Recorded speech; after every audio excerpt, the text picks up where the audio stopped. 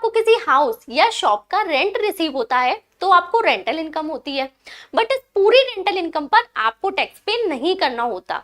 इस rental income में से आपको 3 तरह की डिडक्शंस मिल जाती हैं, जिससे आपकी रेंटल इनकम रिड्यूस हो जाती है और आपका टैक्स भी कम हो जाता है। नंबर 1 होता है म्यूनिसिपल टैक्स।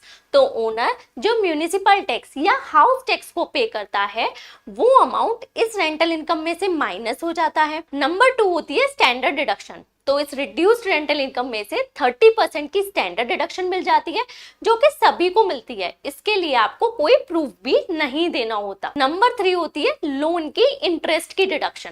तो अगर आपने इस प्रॉपर्टी को एक्वायर करने के लिए कोई लोन ले रखा है, उसकी आप इंटरेस्ट पे करती हैं, वो इंटरेस्ट का अमाउंट भी इस रेंटल इनकम में से माइनस हो जाता है।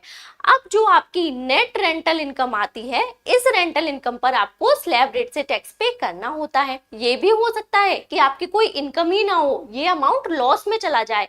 तो लॉस के केस में आपको ध्यान रखना है कि अगर आप न्यू टैक्स रिजीम को ऑप्ट करते हैं तो इस लॉस को ना ही आप सेट ऑफ कर सकते हैं और ना ही आप कैरी फॉरवर्ड कर सकते हैं। For more such informative video, like and share the video and subscribe to my channel.